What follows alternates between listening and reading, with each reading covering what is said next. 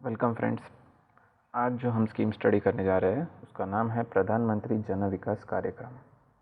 ठीक है, तो ये इसका नाम है प्रधानमंत्री जन विकास कार्यक्रम। It comes under the ministry of minority affairs.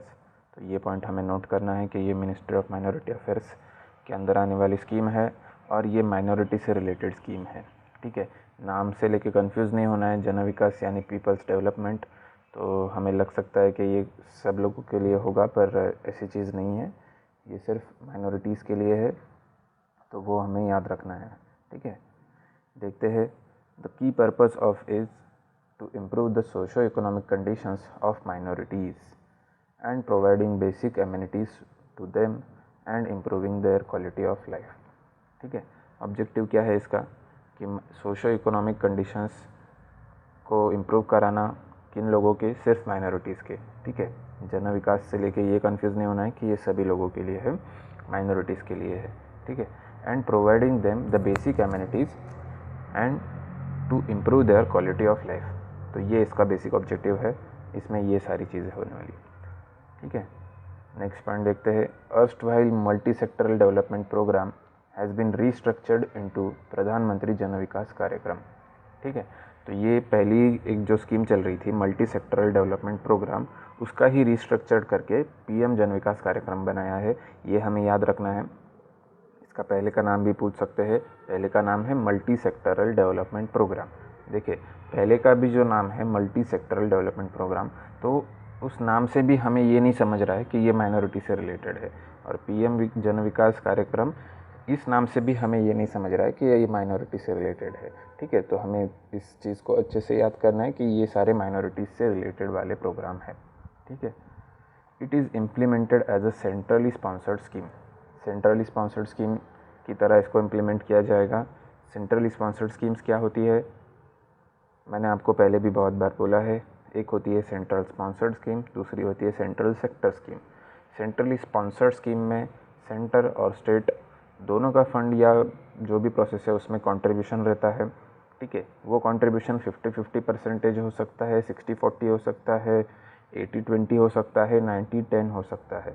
वो हर स्कीम को लेके अलग अलग है और स्टेट्स को लेके भी अलग अलग है। ठीक है, जो नॉर्मल स्टेट्स रहते हैं तो उनको ज़्यादा करके वो 60-40 या 50-50 रहता है, और जो नॉर्दर्न या हिली स्टेट्स या अपने नॉर्थ ईस्ट वाले स्टेट्स रहते हैं वहाँ पे वो कंट्रीब्यूशन 90-10 या 80-20 रहता है।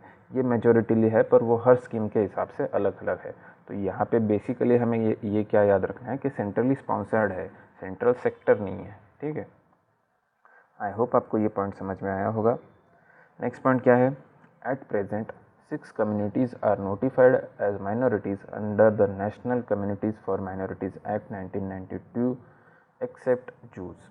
ठीक है, तो ये काफ़ी इंपॉर्टेंट पॉइंट है जो हमें याद रखना है। एक्सेप्ट जूज, बाकी सभी माइनॉरिटीज़ है।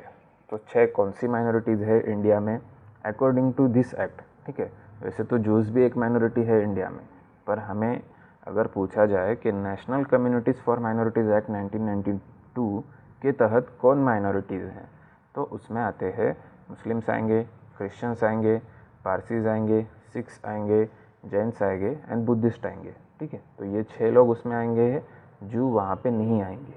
ठीक है, तो ये हमें याद रखना है। इसी से ही रिलेटेड मैं आपको एक सवाल पूछता हूँ। देखिए, अभी हमको पता है कि इंडिया में जो सिटीज़नशिप अमेंडमेंट एक्ट है उसको लेके बहुत सारी कंट्रोवर्सी हुई थी। ठीक है, अगर वो एक्ट के बारे में आप लोगों ने अगर पढ़ा होगा या आपको थोड़ी बहुत जानकारी होगी, तो उसमें भी 6 कम्युनिटीज़ है जिनको ये सिटीज़नशिप मिल रही है, जो पाकिस्तान, अफ़गानिस्तान और बांग्लादेश से आए हुए लोग हैं। 6 कम्युनिटीज़ के उनको मिल रही है। तो वहाँ पे जूस है क्या? ये आपको पता था पहले? ठीक है, मैं समझाता हूँ। वहाँ पे भी जूस नहीं है। ठीक है, तो देखिए, हमें इतना सारा जो स्ट्रगल चल रहा है या इतना प्रोटेस्ट चल रहा है, उसमें से एक बात तो हमें पता चल रही है कि वो जो 6 कम्युनिटीज़ वहाँ पे दी है तो उसमें मुस्लिम्स नहीं है। ये बात सारी न्यूज़ में चल रही है, हम सबको पता है। पर वो 6 कम्युनिटीज़ में जूस भी नहीं है। ठीक है, तो ये भी आपको याद रखना है कि वो 6 कम्युनिटीज़ में भी जूस नहीं है। ठीक है, तो हो सकता है आप इस पर थोड़ा सा ट्रिक हो जाए कि वहाँ पे ट्रैप हो जाए कि जूस इंक्लूड होंगे या नहीं होंगे। तो मैं समझा देता हूँ कि जूस, ये जो पीएम जन विकास कार्यक्रम है इसके अंदर भी नहीं है, और जो CAA है उसके अंदर भी जूस को नहीं दिया गया है। ठीक है, तो आई होप आपको ये सब अभी अच्छे से समझ में आया होगा। मैं वापस एक बार सारी चीज़ों को नोट करा देता हूँ, आप लिख लेना साइड से। पहली चीज़ है प्रधानमंत्री जन विकास कार्यक्रम। It comes under the ministry of minority affairs. The key purpose of it is to improve the socio economic status and improve the quality of life of the minorities people. ठीक है, minorities यहाँ पे कौन से दिए हैं? 6 minorities. They are notified as per the national communities for minorities act. They come except Jews. ठीक है, erstwhile multi sectoral development programme has been restructured into PM जन विकास कार्यक्रम। पहले इसका ये नाम था मल्टी सेक्टरल डेवलपमेंट प्रोग्राम, अब इसका नाम है जन विकास कार्यक्रम। And it is implemented as a centrally sponsored scheme, not a central sector scheme. ठीक है, आई होप आपने ये सारी चीज़ें नोट की होगी और आपको अभी ये अच्छे से समझ में आया होगा। Thank you.